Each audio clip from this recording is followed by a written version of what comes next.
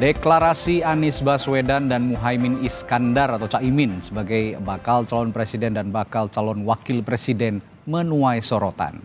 Dalam koalisi ada yang ditinggalkan, ada juga yang bertahan. Lalu apakah duet Anies Caimin mampu mendongkrak elektabilitas keduanya? Dan bagaimana elektoral Anies Baswedan setelah memutuskan untuk meminang Caimin? Apakah ini strategi Anies untuk mendapatkan suara Nahdlatul Ulama atau Nahdien, basis Jawa Timur?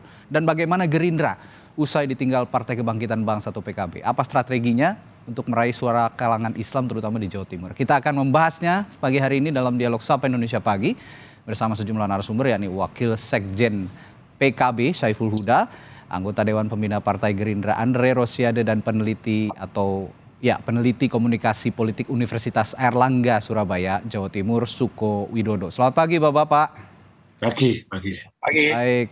Pagi. Ya. Pagi Bang Hudas, pagi Radi, pagi Mbak Suko Widodo. Ya, saya ke Partai Kebangkitan Bangsa dulu, ke Mas Saiful yang katanya menyelingkuhi Gerindra.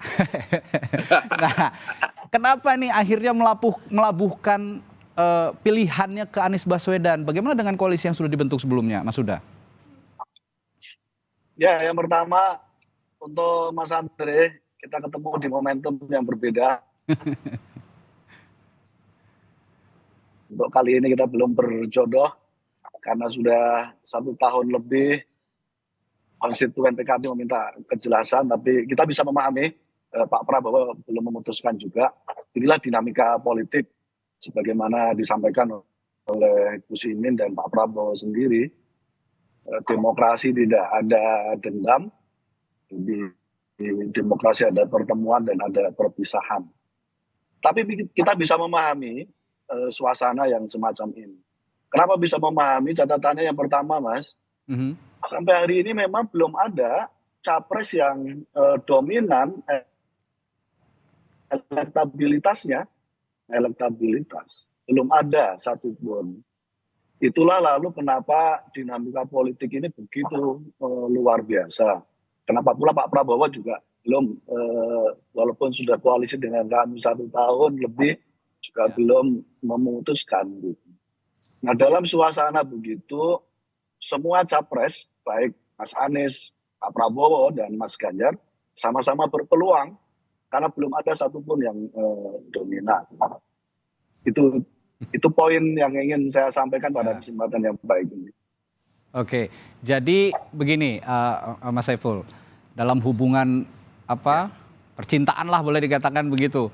Kalau misalnya sudah disukai seseorang begitu, tapi tidak ada respon, namanya cinta bertepuk sebelah tangan begitu katanya. Apakah ini karena cinta bertepuk sebelah tangan, Caimin jadi cari pelarian gitu? Ya ibarat orang pacaran. Ada yang pacaran lama setahun 20 hari, nggak jodoh-jodoh juga gitu. Tapi tiba-tiba ada yang hanya dalam itu sekejap, sebentar gitu, lalu Allah mentakdirkan itu.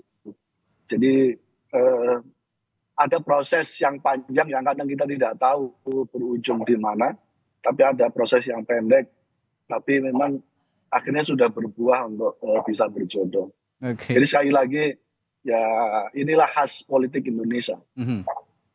Ya, lalu kalau memang Gus Muhaimin sekarang memilih Anies Baswedan di Pilpres nanti dan menjadi pasangan Anies Baswedan, pasti ada hitung-hitungan politiknya begitu, sudah. Nah, kira-kira tadi juga dari Ketua Umum PBNU Gus Yahya Stakuf mengatakan tidak ada klaim dari kiai manapun di PBNU yang mendukung salah satu calon presiden. Nah, ini sedangkan dari PKB ataupun dari beberapa rekan koalisi ada restu dari PBNU, ada restu dari Kiai Nahdlatul Ulama untuk mengusung Caimin di Pilpres nanti. Nah, hitung-hitungannya sebenarnya seperti apa dan bagaimana Anda merespons dari pernyataan Gus Yahya tadi? Ya, kita hormati, kita taati instruksi Gus Yahya terkait dengan sikap PBNU. Memang dari dulu begitu. Secara organisasi memang PBNU tidak boleh terlibat politik, terlebih-lebih PBNU. Sikap itu pula yang diambil oleh Kiai Said, oleh Pak Hasyim Muzadi sebelumnya, semua periodisasi Ketua Umum PBNU setiap kali menghadapi Pilpres sikapnya tegas, berdiri di atas pihak. Oke. Jadi itu wajar dan bukan sesuatu yang baru gitu. Karena Baik. dari periode ke periode semacam itu. Yang kedua, PKB dalam deklarasi kemarin di Surabaya sama sekali tidak menyebut dapat dukungan dari PBNU sama sekali. Oke. Karena kami juga tahu, kami tahu fatsun itu, kami tahu koridor itu. Tapi bahwa banyak kiai, pesantren, pondok pesantren, masyayikh, gus-gus gitu, sepenuhnya membackup Gus Imin itu iya gitu. Dan itu wajar. Oke. Karena Gus Imin adalah cucu dari pendiri NU. Ya. Gus Imin adalah pemilih dan adres di Jawa Timur dan Jawa Tengah melalui Partai Kebangkitan Bangsa. Baik. Jadi sama sekali tidak ada yang dilanggar. Baik. Yang ketiga, pasca reformasi setelah zaman Orde Baru yang otoriter, ada kerinduan warga NU untuk menyatukan kekuatan politik. Ya.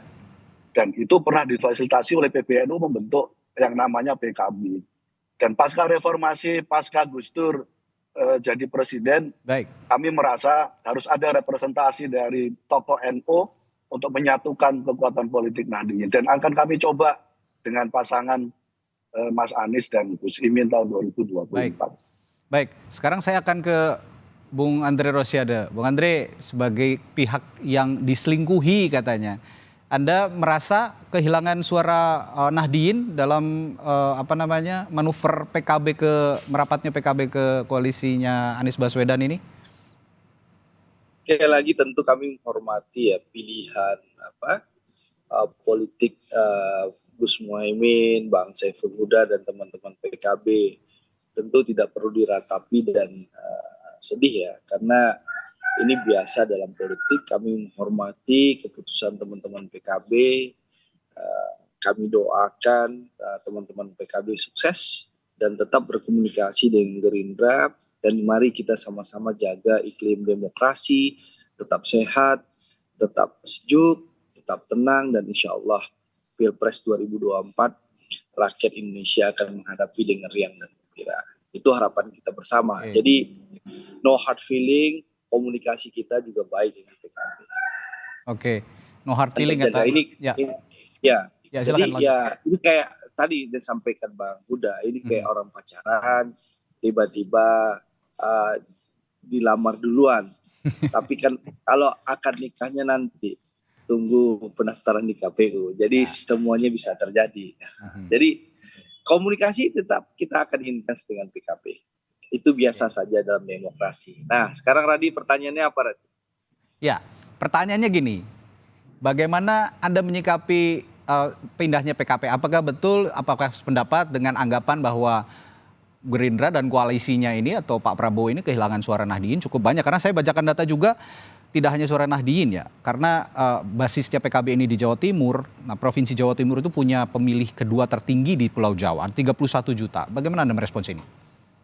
Ya, tentu saya rasa kita tidak perlu masuk kepada spekulasi seperti itu ya. Oke. Karena bagaimanapun juga kami Partai Gerindra dan seluruh partai pendukung, relawan, dan seluruh pendukung Pak Prabowo akan terus berkomunikasi dan meyakinkan seluruh rakyat di Indonesia, baik di Banten, DKI Jakarta, Jawa Barat, Jawa Tengah, dan Jawa Timur, termasuk Pak Prabowo. Komunikasi dengan para kiai, para ulama, para habaib, para masyayikh terus dilakukan oleh Pak Prabowo. Tentunya karena Pak Prabowo sudah puluhan tahun yang lalu ya, sejak menjadi prajurit beliau sudah sangat dekat dengan para kiai, baik yang ada di Jawa Timur maupun di Jawa Tengah. Bang Saiful Huda tahu persis lah bagaimana komunikasi yang baik Pak Prabowo, dan Pak Prabowo sangat menghormati para ulama dan para kiai yang ada di Jawa Timur dan Jawa Tengah dan seluruh kiai dan ulama yang ada di seluruh Indonesia.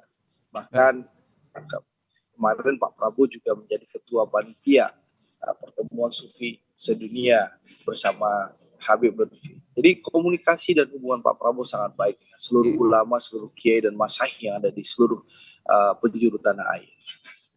Jadi kita tidak terlalu khawatir, kita hormati pilihan PKB. Kan ini baru lamaran, Iya. akadnya kan belum. Jadi tidak usah terlalu khawatir berlebihan. Politik itu sangat-sangat dinamis. Kita hormati pilihan PKB, tapi komunikasi kita dengan PKB juga masih sangat baik. Betul kan Bang Huda?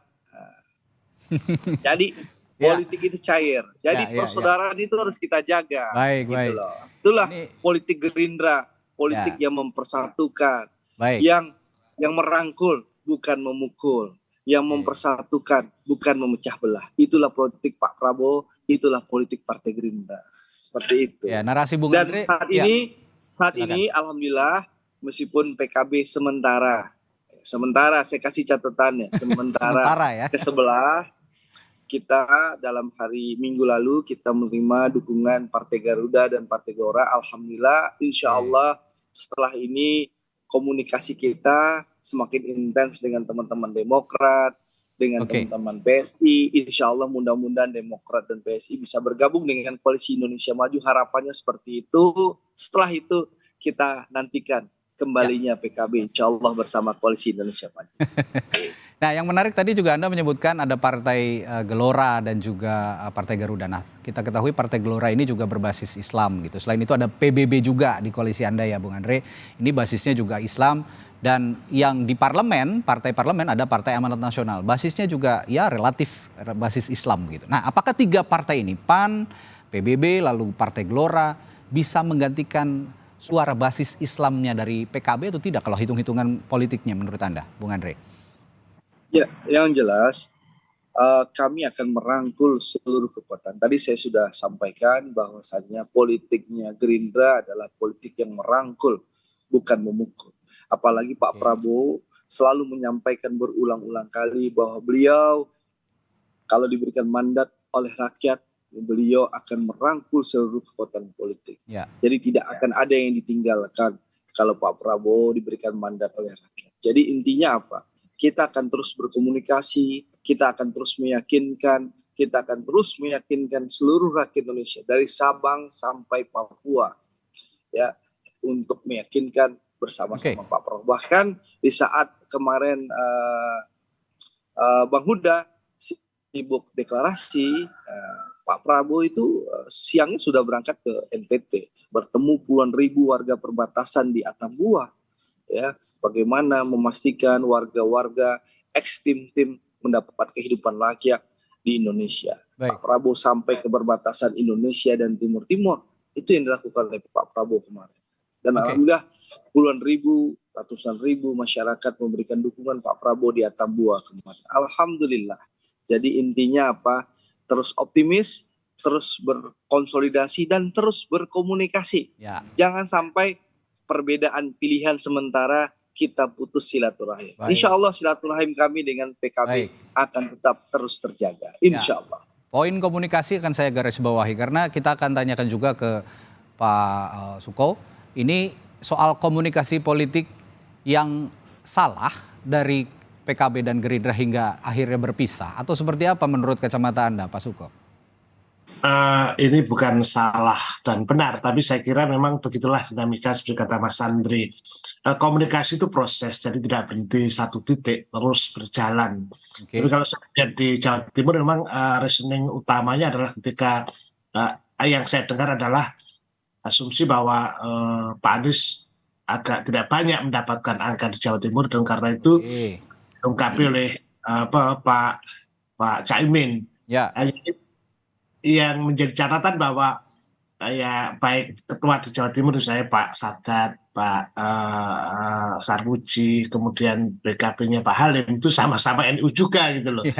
Ya sebetulnya ini seperti sebuah keluarga besar. Saya kira di Jawa Timur juga hal biasa ya dalam tarik menarik semacam itu.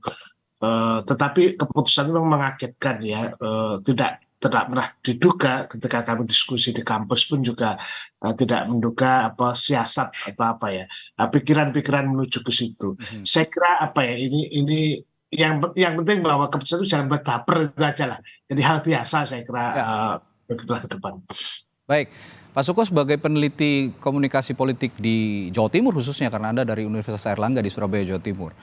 Tadi ada pernyataan dari Ketua Umum PBNU, Gus Yahya Khalil Stakuf, bahwa PBNU tidak sama sekali punya pilihan tertentu terhadap calon presiden. Jadi tidak akan ada pernyataan dari PBNU secara resmi, kami mendukung si A dan si B. Tapi kita lihat di data pemilu 2019, PKB punya suara yang terbesar di Jawa Timur, ada 4,2 juta suara. Nah, dari pernyataan Gus Yahya dan dari fakta bahwa PKB punya suara terbesar di Jawa Timur, apa yang tersirat dari pernyataan tadi, Pak Suko? Ya, saya kira ini kan mengingatkan ulang bahwa dari dulu kan NU memang kembali ke kiprah. Jadi ya tidak boleh duplikasi misalnya kepengurusan NU dengan PKB secara seperti itu.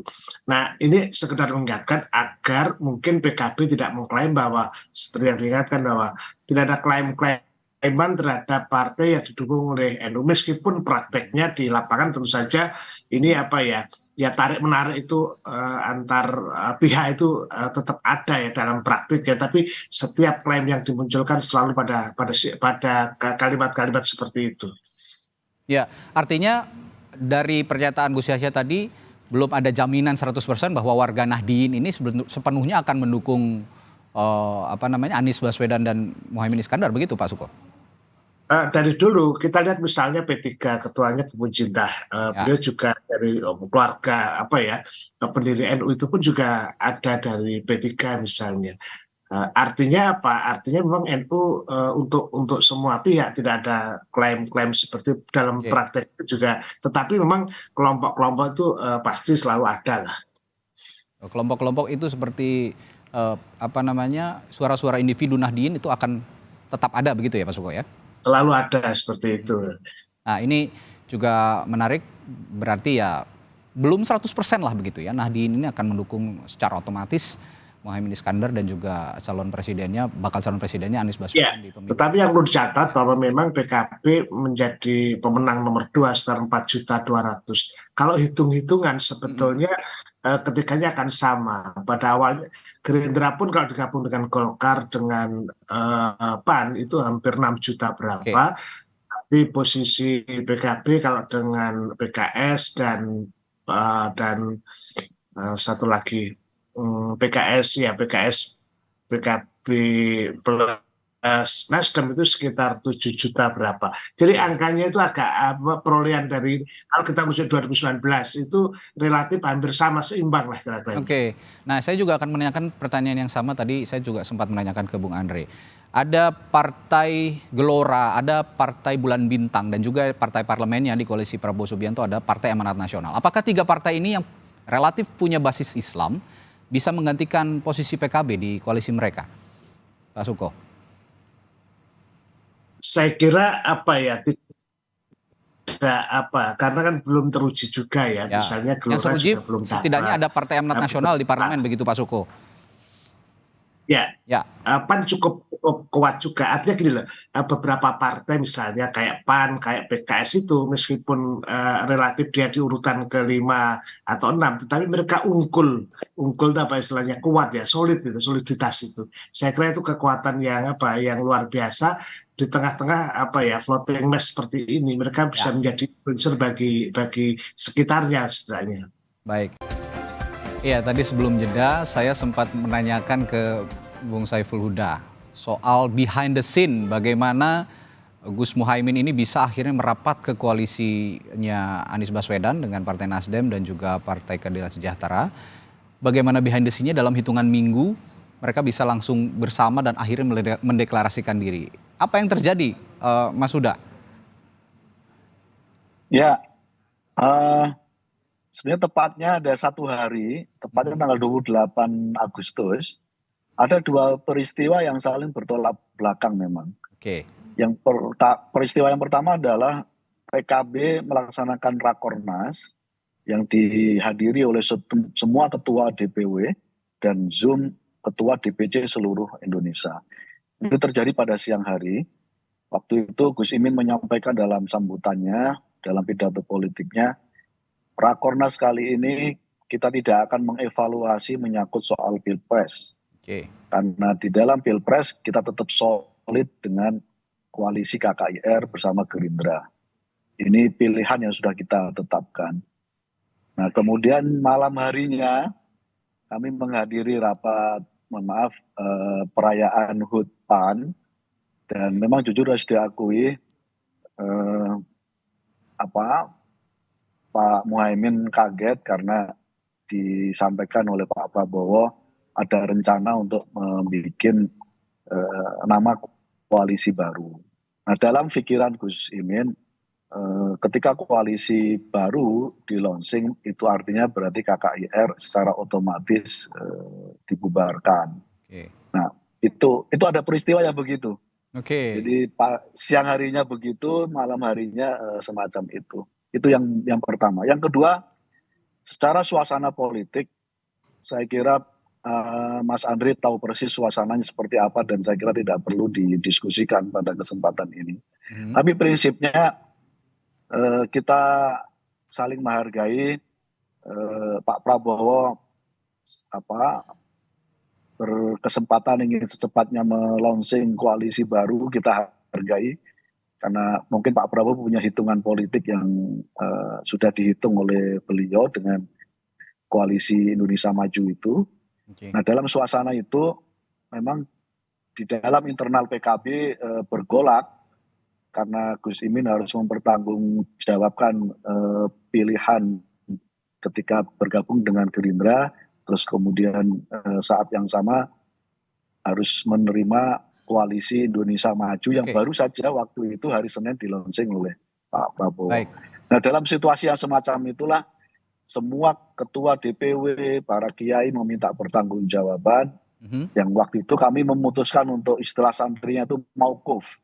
Maukuf itu berdiam, tetap di posisi yang sama, gitu. Nah, dalam proses itulah lalu kemudian ada dinamika yang berkembang sampai hari ini. Baik, Mas Huda, ada fakta seperti saya contohkan di survei Litbang Kompas yang paling baru kemarin. Ini ada beberapa tokoh bakal calon wakil presiden yang Litbang Kompas survei. Itu nama Gus Muhaimin tidak muncul ke permukaan setidaknya di 5 besar begitu. Dan elektabilitasnya sepertinya masih sangat kecil untuk diusung menjadi bakal calon wakil presiden. Nah, adakah komunikasi antara Gus Muhaimin dan Anies Baswedan? Mengapa memilih Gus Imin?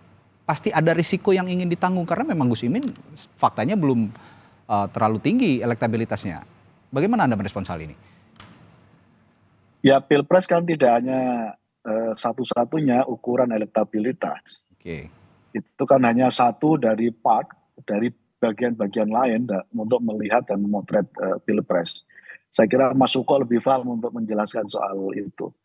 Nah, dalam suasana begitu, kami merasa masih banyak faktor yang akan menjadi momentum untuk bisa dikonsolidasikan untuk memenangkan Pilpres. Seperti salah satunya yang saya sampaikan tadi, sampai hari ini belum ada satupun capres yang dominan 51% elektabilitasnya.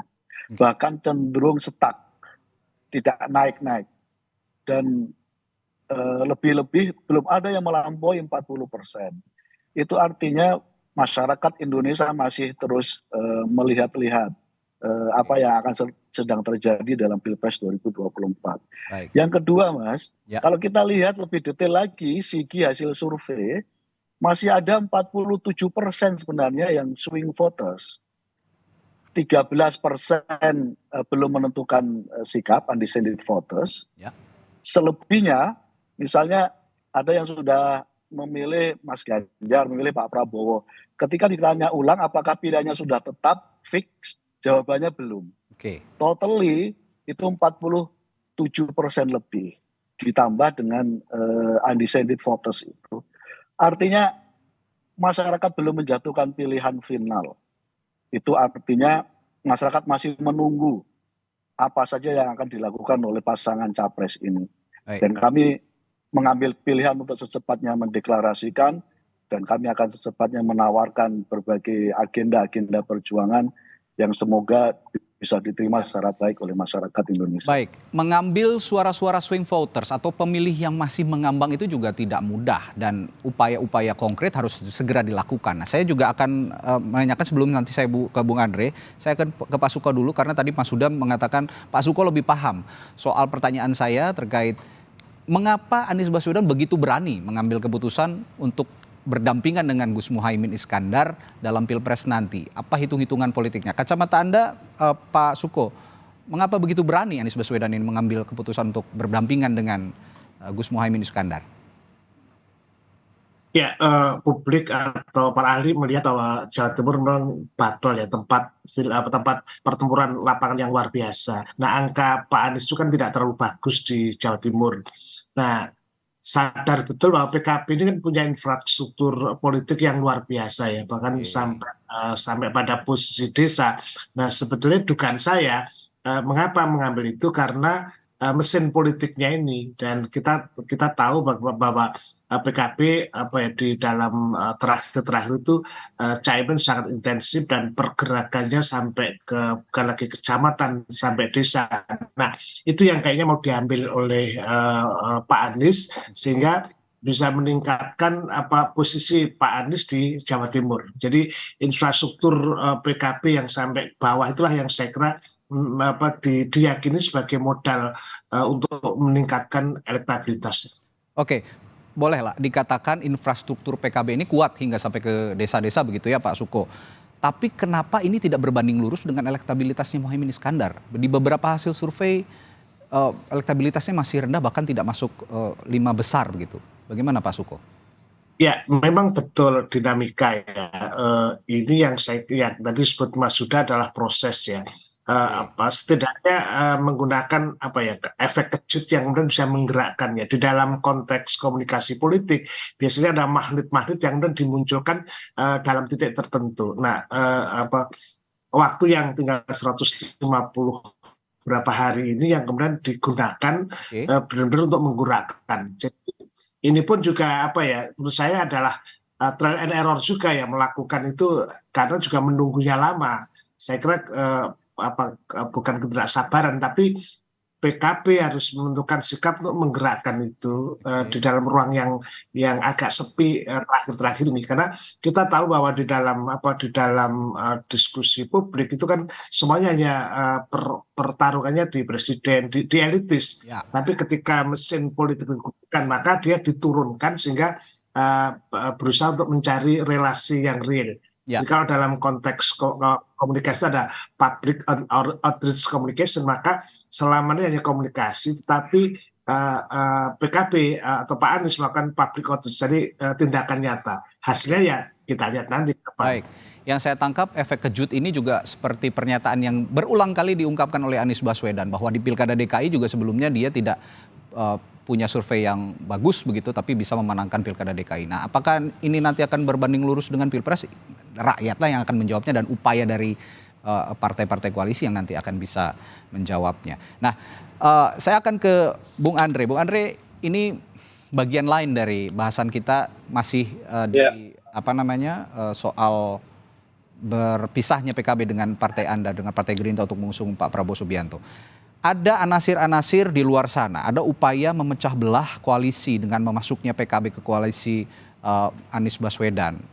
Dan juga ini Gus Muhaimin ini mengusung bakal capresnya Anies Baswedan ini sebagai upaya untuk memecah belah koalisi yang Anda bangun selama ini. Apakah Anda punya anggapan juga seperti itu, Bung Andre? Gimana? Memecah belah koalisi kami? Ya, ada upaya dari pihak luar koalisi yang sekarang namanya Koalisi Indonesia Maju ya, Pak Prabowo mengatakan itu. Ya. Nah, sebelumnya koalisi KKIR itu tadi, ini masuknya Caimin ke Anies Baswedan ini sebagai upaya untuk memecah belah koalisi Anda. Anda sependapat dengan itu? Oh, begini. Pertama saya ingin menyampaikan lagi bahwa menanggapi pernyataan Bang Huda dulu ya, bahwa Caimin, Gus Muhaimin tidak keberatan dalam perubahan nama waktu malam tanggal 28 itu. Waktu itu Pak Prabowo memberitahukan ke Pak Erlangga, Pak Zulhas, Prof. Yusril, ya memang Gus Muhaimin agak terlambat datang di acara PAN itu. Oke. Tapi waktu datang langsung dipeluk, diinformasikan ke Gus Muhaimin bersama-sama, dipeluk loh sama seluruh ketua umum partai, dan Gus Muhaimin tidak keberatan. Bahkan beliau dalam pidatonya juga menyampaikan tidak keberatan. Saya ingin garis bawahi dulu soal kagetnya. Yang jelas beliau tidak keberatan. Di dalam pidato beliau di acara PAN itu beliau tidak keberatan. Itu satu. Lalu yang kedua, ya kami tentu tidak ingin berandai-andai apakah koalisi kami akan dipecah belah atau dihancurkan. Itu kan pernyataan Radian. Jelas kami tidak ingin berandai-andai dan tidak ingin punya persepsi seperti itu. Karena kami yakin semua koalisi ini ada koalisi merah putih, ya. Kita semua akan bersatu untuk membangun bangsa dan negara. Yang jelas tugas kami apa sekarang? Tugas kami terus memperkuat, ya, dan mengajak masyarakat untuk bersama-sama dari Sabang sampai Merauke untuk terus memilih Pak Prabowo. Itu pertama. Kedua, saya melakukan konsolidasi dan mengajak masyarakat ya terus kita melakukan komunikasi yang baik dengan seluruh partai. Sekarang ada Partai Demokrat, PSI yang belum menentukan putusan. Insya Allah kita akan terus komunikasi dengan Mas AHY, dengan Pak SBY, dengan seluruh petinggi Demokrat kita akan berkomunikasi. Lalu dengan teman-teman PSI kita akan terus berkomunikasi. Dan tentu komunikasi kita tidak akan putus dengan teman-teman PKB. Karena kami meyakini jodoh pasti bertemu. Insya Allah ini soal dinamika saja. Saat ini ta'arufnya Pak Prabowo terganggu dengan lamaran Mas Anies. Tapi insya Allah ini kan belum ijab kabul di KUA atau di KPU. Jadi insya Allah seluruh politik itu sangat dinamis. Kita tunggulah tanggal mainnya insya Allah. Bung Andre, ini keceplosan atau memang betul faktanya seperti itu? Katanya barusan Bung Andre berkomunikasi dengan AHY. Jangan-jangan Partai Demokrat sudah positif nih akan bergabung sama Partai Gerindra. Maksudnya kami akan berkomunikasi. Jadi kami akan berkomunikasi dengan Demokrat, akan berkomunikasi dengan Mas AHY, Mas Ibas, Pak SBY. Tentu kita akan buka komunikasi, kita akan buka diskusi. Karena kan kita ingin merangkul, bukan memukul. Kita ingin mempersatukan, bukan memecah belah. Karena politik kami itu, politik Gerindra itu berdiri sama tinggi, duduk sama rendah, dan tidak ada politik seranting. Merangkul PKB tahu persis lah. Tahu persis 12 bulan bersama kami, disampaikan oleh Gus Jazil, oleh Kang Cucun, dan juga Bang Huda, koalisi bersama Gerindra. Gerindra tidak pernah mengkhianati dan meninggalkan kawan seperjuangan. Jadi duduk sama rendah, berdiri sama tinggi, tidak ada politik tinggi seranting. Jadi nyaman insya Allah komunikasi dengan Pak Prabowo dan Partai Gerindra. Ya, ngomong-ngomong merangkul, tadi mengarangkul yang terhianati juga, yang dihianati oleh Partai Nasdem dan koalisinya. Ini nanti coba dirangkul oleh Gerindra sepertinya begitu. Saya akan PKB juga insya Allah kita rangkul terus. Gitu ya. Iya, kita akan bergandengan tangan terus, sabarlah. Jadi intinya sekarang Mas Radi, jangan sampai kita perbedaan pilihan, perbedaan pendapat, perbedaan koalisi menyebabkan perpecahan dan ketidakharmonisan di antara kita. Kita jaga terus komunikasi, silaturahim, karena sekali lagi Radi, membangun bangsa dan negara ini harus dilakukan secara bersama-sama dengan semangat gotong royong. Jadi kalau Pak Prabowo pun jadi presiden, insya Allah PKB ada di kabinet Pak Prabowo. Baik, kita masuk ke putaran akhir dialog kita pagi hari ini. Saya ke Mas Huda. Mas Huda, ini pertanyaan saya terakhir untuk Anda. Ada juga publik yang menganggap ini kan namanya koalisi perubahan untuk persatuan begitu ya. Koalisi yang Anda bangun sekarang ini bersama Partai Nasdem, Partai Keadilan Sejahtera, meskipun belum jelas ini sikapnya, nanti menunggu Majelis Syuro katanya, dan PKB dan juga partai-partai lain di luar parlemen yang ingin bergabung. Tapi katanya publik ini mengatakan katanya koalisi perubahan, tapi kok di dalamnya masih orang-orang yang sama begitu. Partai Nasdem mengusung pemerintahan saat ini dan juga PKB. Bagaimana respon Anda soal ini? Ya, perubahan itu kan dimulai dari existing yang sekarang ada. Nah, dalam qawaidul fiqhiyah, dalam tradisi santri, ada yang disebut dengan al-muhafadzatu ala qadim shalih wal ahadu bijadidil aslah. Jadi itu yang menjadi pegangan kami, kenapa itu juga menjadi landasan kami bergabung dengan teman-teman Nasdem dan Mas Anies. Oke. Mempertahankan yang yang lama, yang baik, dan mengambil yang baru yang lebih baik. Jadi yang lama tidak dirusak. Itu menyalahi qaidu fikih, menyalahi sunatullah itu. Jadi sesuatu yang baik, legasi Pak Presiden yang sudah, Pak Jokowi yang sudah ditorehkan, kita pertahankan. Saat yang sama, kita mencari yang lebih baik dari apa yang sudah kita dapat. Jadi semangatnya adalah kontinuitas dan perubahan. Jadi kesinambungan dan perubahan. Itu nafas perjuangan PKB, itu nafas perjuangan para kiai, para ulama. Jadi itulah kenapa NKRI tetap berdiri, karena bagian dari cara kami untuk merawat yang sudah ada dan terus mencari yang terbaik dalam kehidupan bernegara dan di bangsa ini. Baik, terakhir ke Pak Suko juga. Pak Suko, ini saya akan tanyakan upaya apa yang bisa dilakukan untuk ke depannya menjelang Pilpres terutama dari pasangan ini, Anies Baswedan dan Muhaimin Iskandar, untuk mendongkrak suara mereka di Pilpres 2024 nanti, Pak Suko. Iya, suara perolehan pemilu atau legislatif tidak selalu signifikan dengan perolehan pilkada atau pilpres apalagi. Nah, yang dibutuhkan dari pilihan pilkada atau pilpres adalah personality. Jadi yang dinilai adalah orang, tidak lagi kelembagaan. Itu yang menjadi catatan penting. Karena itu memang tugas besarnya PKB adalah menggerakkan mesin politiknya sampai ke bawah. Tapi nanti pasti ada tekanan-tekanan bagaimana kemudian misalnya ucapan ketua NU, PBNU itu juga warning yang kemudian bisa meresistensi. Saya kira yang menjadi penting adalah bagaimana segera menggerakkan roda itu di lapangan. Kuncinya ada orang-orang yang di lapangan, saya kira. Dan tadi disinggung juga oleh Mas Huda, ada beberapa pemilih mengambang yang bisa diraup begitu suaranya, potensinya cukup besar, tapi tergantung upaya-upaya partai-partai ini untuk meyakinkan para pemilih mengambang ini memilih mereka. Nah, tapi boleh nggak terakhir? Ya, silakan Bung Andre, singkat. Kami percaya PKB adalah bagian tim dari pemerintahan Pak Jokowi. Ya, karena kita yakin PKB akan memperjuangkan keberlanjutan. Tapi mohon maaf dengan segala hormat, Mas Anies itu sudah posisikan dirinya sebagai antitesisnya Pak Jokowi. Tentu rakyat tidak akan lupa itu yang saya maksud bahwa tadi. Yang bicara keberlanjutan itu ya Pak Prabowo dan Mas Ganjar. Mas Anies selama 10 bulan ini sejak bulan Oktober ya sudah tegas-tegas mengkritisi apapun yang dilakukan oleh Pak Jokowi. Bahkan mohon maaf dengan segala hormat, di saat seluruh dunia bahkan WHO memuji kita sebagai salah satu negara terbaik menghadapi pandemi COVID-19.